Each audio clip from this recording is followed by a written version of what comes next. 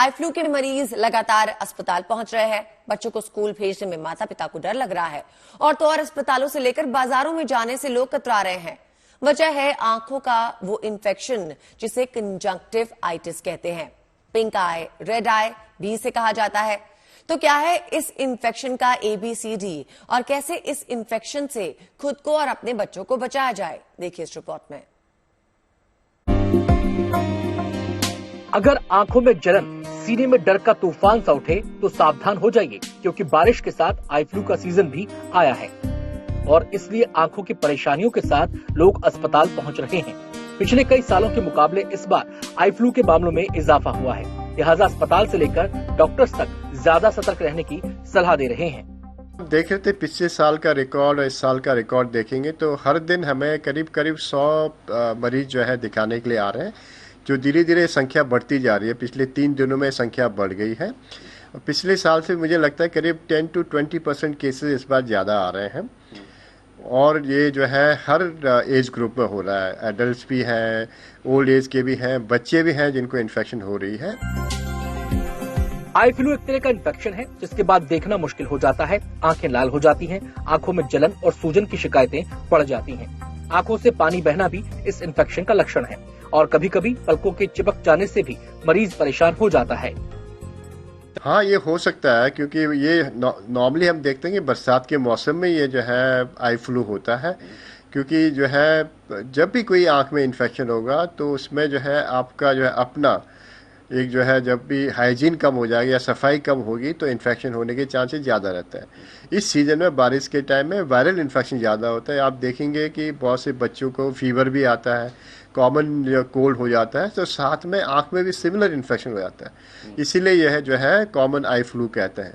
तो दोनों एक साथ चलते हैं। ये जो हाइजीन कम हो जाता है या थोड़ी बहुत आँख की सफाई कम हो जाती है या कभी कभी जो बरसात का पानी आँख में चला जाता है, उससे भी इन्फेक्शन हो सकता है। वैसे तो आई फ्लू का शिकार कोई भी हो सकता है, लेकिन एलर्जिक मरीज, बुजुर्गों और कमजोर इम्यूनिटी वालों को ये इन्फेक्शन जल्दी चपेट में ले लेता है। सबसे ज्यादा चिंता बच्चों को आई फ्लू से बचाने की होती है। ये प्रिकॉशन ही है कि इन्फेक्शन हम कैसे ज़्यादा लोगों से फैलने से बच सकते हैं। हम जानते हैं कि स्कूल में बच्चे जो है एक ही क्लासरूम में रहते हैं, बहुत सारे बच्चे एक साथ रहते हैं, तो सबको इन्फेक्शन होने की डर रहती है क्योंकि वहाँ पर कोई किसी को रोक नहीं सकता। बच्चे आपस में खेलते हैं तो एक दूसरे इन्फेक्शन हो सकता है। यदि बच्चे को इन्फेक्शन हुए 1 या 2 दिन हो रहे हैं तो ये अच्छा है कि बच्चा घर में बैठे, स्कूल नहीं जाए, क्योंकि फर्स्ट 3 डेज में इन्फेक्शन फैलने के चांसेस ज़्यादा रहते हैं। यदि किसी बच्चे को इन्फेक्शन हुए 1 हफ्ते से ज़्यादा हो जाता है, फिर इन्फेक्शन होने के चांसेस नहीं रहते हैं। तो ऐसे में बच्चों को अलाउ कर देना चाहिए स्कूल जाने के लिए, जिससे कि मानसिक रूप से और शारीरिक रूप से बच्चा जो है अपने आप को सही महसूस करेगा। आई फ्लू की शिकायतें इस वक्त देश के हर हिस्से से आ रही हैं। सबसे ज्यादा चिंता बच्चों की बनी हुई है। ये जरूर है कि बच्चों को जो है थोड़ा दूरी बनाए रखें, उनको समझाया जाए कि कैसे आंखों में टच नहीं करना चाहिए, आंखों में मलना नहीं चाहिए और इस स्टेज में स्विमिंग भी नहीं करना चाहिए, बिकॉज स्विमिंग पूल से इन्फेक्शन काफ़ी फैलता है। इस सबको एक ध्यान रखेंगे तो स्कूल में भी इन्फेक्शन कम होगा। आई फ्लू के साथ राहत की बात यह है कि ये इन्फेक्शन जितनी तेजी से फैलता है, सावधानी बरतने से उतनी ही जल्दी ठीक भी हो जाता है। मसलन अगर पेशेंट को आइसोलेट रखा जाए, आंखों को बार बार छूने से बचाया जाए, साफ सफाई का ध्यान रखा जाए तो इस फ्लू से मुकाबला संभव है। आपको जो है सिंपल आई ड्रॉप्स, जो नॉर्मली हम कहते हैं आर्टिफिशियल टीयर या लुब्रिकेटिंग ड्रॉप्स, वो डालने चाहिए। वो भी नई बॉटल खोलनी चाहिए, क्योंकि आपकी आंख में इन्फेक्शन हो रहा है, आपकी आंख के जो है अपनी जो है मैकेनिज्म प्रोटेक्शन की कम हो जाती है। तो ऐसे में ऐसी चीज़ नहीं डालें जिससे एक्स्ट्रा इन्फेक्शन हो जाए। तो हम चाहते हैं नई बॉटल निकालें, उससे जो है डालेंगे तो आंख साफ हो जाएगा। जब भी ये इन्फेक्शन होता है तो मरीज को ये लगता है कि आंख में कुछ फंसा हुआ है। सबसे कॉमन सिम्टम होता है, ऐसे लगता है आंखों में कुछ फंसा हुआ है, कोई रड़क हो रही है, क्योंकि आंख में इतना इन्फ्लेमेशन हो रहा है। तो ऐसे में बार बार जो है आंख मलने का मन करता है। आंख मलिए नहीं, आप ठंडे पानी से आंख धोइए, ठंडे चीज़ से आंख में आप रखेंगे, टॉवल रखेंगे तो उससे भी पेन कम हो जाएगा। और आर्टिफिशियल डालेंगे, टीयर डालेंगे तो आंखों की सफाई खुद ही कर देगा। जहाँ तक गुलाब जल है, यदि नया बना है तो डाल सकते हैं उसको, यदि पुराना रखा है तो उसको बिल्कुल यूज़ ना करें, उससे और ज़्यादा इन्फेक्शन होने के चांसेस हैं। बरसात का मौसम केवल बारिश बादलों का नहीं होता, ये मौसम तमाम बीमारियों का भी होता है। आई फ्लू उन्हीं मौसमी बीमारियों का एक पहलू है, लेकिन इस बार जिस तरह से आई फ्लू के मामलों में बीते तमाम सालों के मुकाबले भारी उछाल आया है, उसने सबकी चिंता बढ़ा दी है। सवाल है, क्या इस बार फैल रहा इन्फेक्शन सामान्य फ्लू है या फिर इस फ्लू का हमला पहले तमाम हमलों से कुछ हटकर है? Bureau report, good news today. तो आइए सबसे पहले बात करते हैं कि मॉनसून में आई फ्लू का खतरा क्यों बना रहता है। मॉनसून में आई फ्लू का खतरा इसलिए बना रहता है क्योंकि इसे मौसमी बीमारी कहते हैं और बारिश और उमस से आई फ्लू का रिस्क जो है वो ज्यादा हो जाता है। आई फ्लू होता है और उससे आंखों में इन्फेक्शन हो जाता है, आंखें लाल हो जाती हैं।